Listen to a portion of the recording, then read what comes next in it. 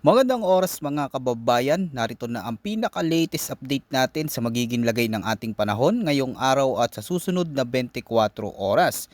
Patuloy na lumalakas ang binabantayan nating posibleng bagyo sa may silangan na parating na sa Philippine Area of Responsibility. Bukod dito, meron din tayong isa pang sistema na dapat bantayan. Alamin natin ang mga pagbabago sa direksyon at lakas nito. Para naman lagi kang updated sa lagay ng ating panahon, i-click mo lang ang subscribe button. Sa kasalukuyan, ang easterlies pa rin ang patuloy na nakakaapekto sa malaking bahagi ng Southern Luzon, Visayas at sa may eastern section ng Mindanao. Dahil dito mas maraming moisture ang pumapasok mula sa karagatan, kaya mabilis ang pagbuo ng mga makakapal na ulap at thunderstorms lalo na sa mga lugar na direktang nakaharap sa silangan. Samantala sa Metro Manila at sa nalalabing bahagi ng bansa, ang pangunahing dahilan naman ng mga pag-ulan ay ang mga umiiral na localized thunderstorms na karaniwang nabubuo pagsapit ng hapon at gabi. Kaya asahan ng bigla ang malalakas na buhos ng ulan, lalo na kapag naging severe thunderstorm. Unahin muna natin ang forecast weather condition ngayong araw sa mga lugar na pinakaapektado.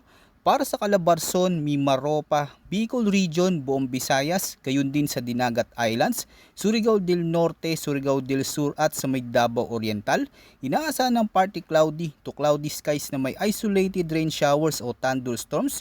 Ibig sabihin, hindi man tuloy-tuloy o sabay-sabay ang pag-ulan sa lahat ng lugar, may mga pagkakataong maliwalas ang panahon sa umaga, ngunit pagsapit ng hapon o gabi ay biglang kakapal ang mga ulap na may kasamang malalakas na pag-ulan, pagkulog at pagkidlat, kaya mataas ang posibilidad ng flash flood at landslides lalo na sa mga mababang lugar malapit sa gilid ng bundok at sa mga komunidad na malapit sa sapa at ilog. Sa mga bahagi ng Visayas, lalo na sa mga lugar na direktang nakaharap sa silangang karagatan, posible ang mabilis na pagbabago ng panahon.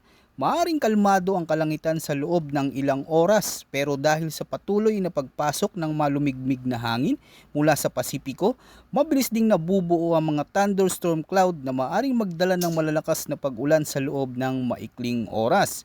Ganito rin ang sitwasyon sa Bicol Region, Dinagat Island, Surigao del Norte, Surigao del Sur at sa may Davao Oriental. Dahil direktang naaabot ng easterlies ang mga lugar na ito, mas mataas ang posibilidad ng cloud build-up at thunderstorm development sa maghapon. Bagamat isolated ang mga pag-ulan, may mga pagkakataon na magiging matindi ang isang thunderstorm cell sa isang particular na lugar. Kapag nangyari ito, posible pa ring makaranas ng flash flood sa mga babang lugar at landslide sa mga komunidad na malapit sa kabundukan o matatarik na dalisdis. Kaya mahalagang manatiling alerto lalo na kung mapapansin ang mabilis na pagdilim ng kalangitan at sunod-sunod na pagkulog. Para naman sa Metro Manila at sa nalalabing bahagi ng bansa, inaasahan din ng partly cloudy to cloudy skies na may isolated rain showers o thunderstorms dulot ng umiiral na localized thunderstorms. Sa ganitong sitwasyon, karaniwan nating mararanasan ang mainit at malinsangang panahon sa umaga hanggang tanghali. Pero habang tumitindi ang init, mas tumataas ang posibilidad ng pagbuo ng mga thunderstorm cloud. Kaya pagsapit ng hapon hanggang gabi, maaring magkaroon ng biglaang malakas na buhos ng ulan sa ilang lugar. Habang ibang bayan naman o kalapit na lugar ay nakakaranas lang ng katamtamang pag-ulan. Sa ganitong setup, hindi pantay-pantay ang distribusyon ng ulan dulot ng localized thunderstorm. Mahalagang tandaan ng mga malalakas na thunderstorm ay maaring magdulot ng panandali ang pagbaha sa mga lugar na mahina ang drainage, lalo na kung sasabay ito sa rush hour o matinding buhos ng ulan sa maikling panahon. Pagdating naman sa wind and coastal water condition, para sa extreme northern Luzon, inaasahan ng light to moderate winds na magmumula sa southwest. Ang coastal water dito ay slight to moderate na may taas ng alon na nasa pagitan ng 0.6 hanggang 1.8 meters. Dahil dito pinapayuhan ng mga maliliit na bangka na maging maingat, lalo na kung magkakaroon ng biglaang pagkulog at pagkidlat na maaring magdulot ng biglaang pag-alon ng karagatan. Samantala sa Palawan at mga kanlurang bahagi ng Visayas at Mindanao, inaasahan naman ng light to moderate winds na magmumula sa southwest to south. Ang coastal sea condition dito ay slight to moderate na may taas ng alon mula 0.6 hanggang 1.2 meters. Para naman sa nalalabing bahagi ng bansa, gayon din sa Luzon, Visayas at Mindanao, inaasahan ng light to moderate winds na magmumula sa southeast to south. Ang mga coastal sea condition dito ay may slight to moderate na may taas ng alon na nasa pagitan ng 0.6 hanggang 1.2 meters. Sa pangkalahatan, kahit hindi gaanong maalon ang karamihan sa ating mga baybayin at karagatan, gaya ng ating paalala araw-araw, mahalagang bantayan ang mga localized thunderstorms na maaring magbuo anumang oras at magdulot ng bigla ang pagbugso ng hangin at pagtaas ng alon. Ngayon, dumako naman tayo sa latest tropical cyclone threat forecast. May isa tayong sistemang patuloy na binabantayan sa labas ng Philippine Area of Responsibility. Batay sa mga bagong datos mula sa iba't ibang weather models sa mga susunod na araw, sinasabi na may posibilidad na mabuo ito bilang isang ganap na tropical cyclone at kapag nakapasok sa ating area of responsibility, ay tatawagin natin ito bilang Bagyong Francisco.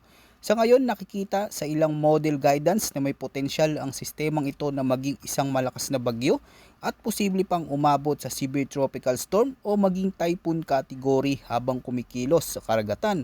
Ito ay dahil sa mga kondisyon sa paligid nito na mas nagiging favorable para sa patuloy na pag-organisa at paglakas ng isang tropical cyclone.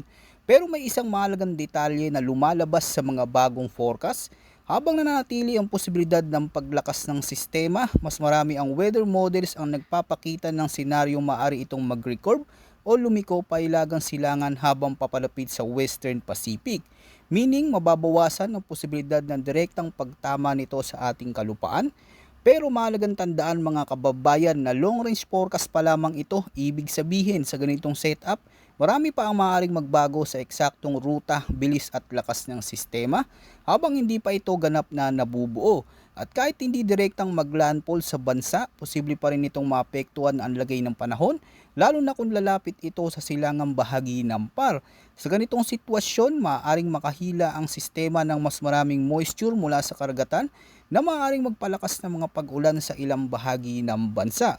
Kung sakaling mas bumaba ng bahagya ang track nito kumpara sa kasulukuyang projection, ang mga unang lugar na maaaring makaranas ng malalakas na pag-ulan at pabugso-bugsong hangin ay ang mga baybaying lugar ng Cagayan, Isabela, Aurora, Quezon, gayon din sa mga Catanduanes, Camarines Norte, Camarines Sur, Albay, Sorsogon, pati na rin ang ilang bahagi ng Eastern Visayas, kabilang ang Northern Samar, Eastern Samar, Samar, Leyte at Southern Leyte.